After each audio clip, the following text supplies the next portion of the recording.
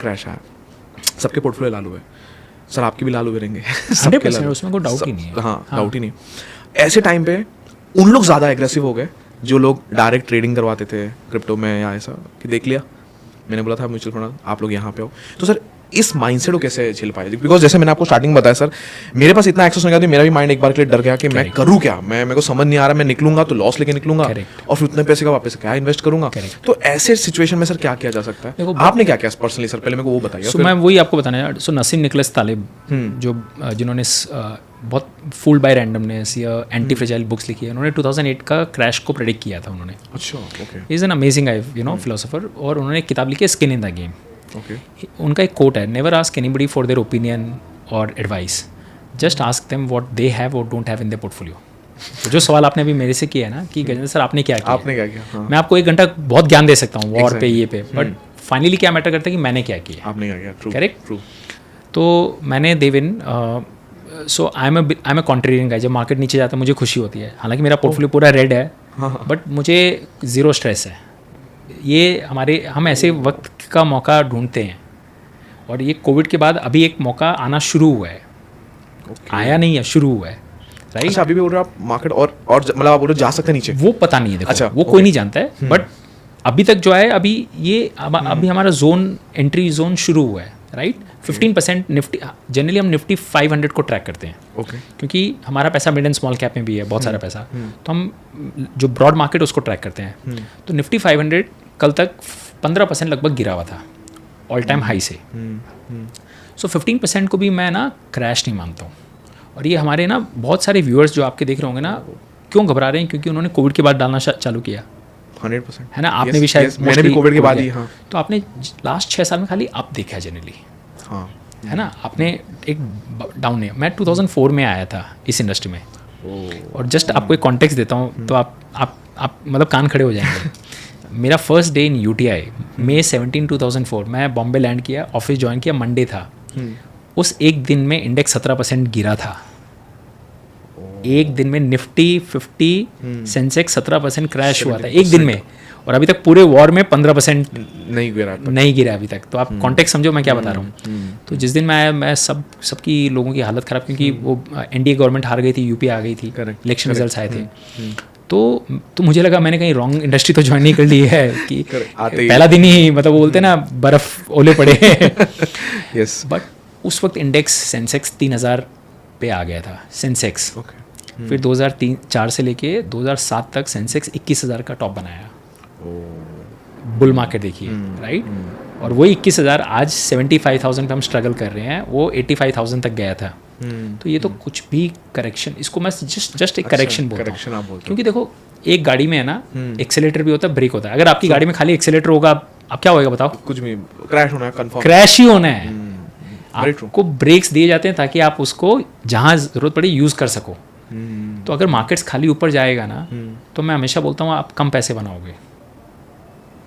Market जब नीचे जाता है ना, तो रियल इन्वेस्टर जब मार्केट नीचे जाता है तब पैसे बनाता है।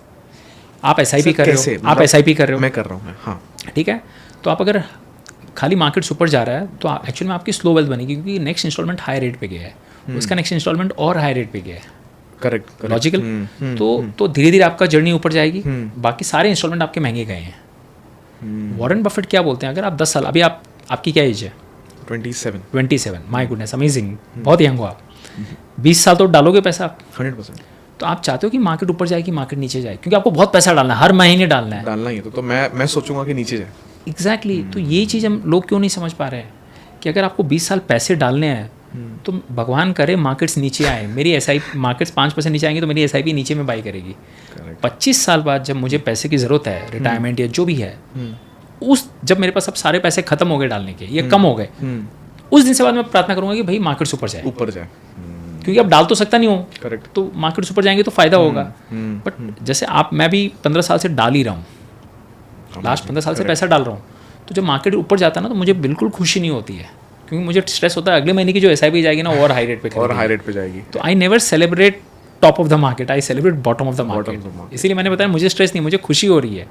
बट अभी तक वो लेवल भी नहीं आया कि मुझे मैं मतलब सोफे के ऊपर उछलूं कि अरे अब डालना है पूरा, अब डालना है। अच्छा, मतलब आपके हिसाब से ये करेक्शन है और लोग को बेनिफिट उठाना चाहिए सर? ये जस्ट करेक्शन है। अब मैं आपको ना अच्छा डेफिनेशन बताता हूँ करेक्शन क्या होता है, क्योंकि जब तक लोगों को ये कॉन्टेक्स्ट नहीं आएगा ना समझ में, और चूंकि लोग अभी आए हैं ना तो नहीं आएगा। देखिए बेन कार्लसन करके हैं जो बहुत अच्छा लिखते हैं, उनको भी 20 साल का एक्सपीरियंस है, तो वो क्या बोलते हैं, टॉप से मार्केट जब 5% गिरता है ना तो उसको खाली पुल बैक बोलते हैं। Okay, it just a pull back, ठीक है ना। 10% मार्केट गिरता है तो उसको हेल्दी करेक्शन माना जाता है। थोड़ा हेल्दी करेक्शन हो तो ठीक रहता है, नहीं तो खाली ऊपर ऊपर जाएगा ना आपको मजा नहीं आएगा। Correct. 15% as per him is correction, तो मैंने आपको बताया अभी हम करेक्शन पे हैं, it is not a crash. 20% is called a bear market. Technical definition of a market is all time high से अगर 20% लेवल आ गया ना, now you are in the bear market territory. Okay, तो लोगों को रियल पैनिक थोड़ा शुरू हो जाता है। हाँ, करेक्ट। 30% मार्केट क्रैश हुआ तो it's a collapse of market as per him, मतलब ओके, ओके, गॉट इट। जो 30% भी हर 4-5-6 साल में एक बार होता है। इंडिया में भी हुआ है सर? हर 6 साल में एक बार होता है। Okay, 40% is a crash. तो अभी जो लोग 15% में क्रैश वर्ड यूज कर रहे हैं ना, वो बहुत ओवर स्ट्रेच है। It's not a crash Deven. इसीलिए जब, और देखो जब भी आप कोई गेम खेलते हो, गेम के रूल्स होते हैं, ये गेम के रूल्स हैं। अगर आपको रूल्स ही नहीं पता तो आप तो फिर गलत हो गए ना। बहुत सारे जो नए इन्वेस्टर्स आए हैं उन्होंने ये गेम के रूल्स ही नहीं पढ़े कि ऐसा होता है, उन्होंने हिस्ट्री देखी ही नहीं है। Exactly. मैं 2004 से हूँ, 2026 22 साल का मैंने मार्केट्स देखा है। And just to give you a context, 2008 की जो मंदी आई थी, Sensex fell by 58%। 58% from its top crash था ये इसके हिसाब से 40% क्रैश है, 50% क्राइसिस है। सो 50% दैट वाज अ क्राइसिस।